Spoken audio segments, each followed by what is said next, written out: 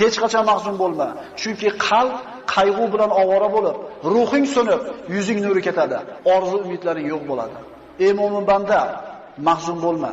Chunki qayg'u dushmaningni xursand qilib, do'stingni mahzun qiladi. Qayg'u sababli haqiqatlarni ko'ra olmay qolasan. Mahzun bo'lma, chunki qayg'u qazoy qadorga norozilik, ne'matga esa nonko'rlik bo'ladi. Mahzun bo'lma, chunki qayg'u, g'am yo'q qolgan narsani qaytarmaydi.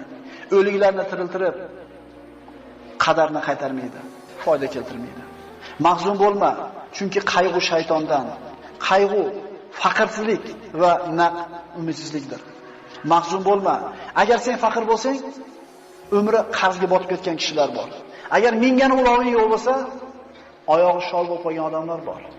Mahzun bo'lma. Agar bir farzandingdan ajragan bo'lsang, shunday insonlar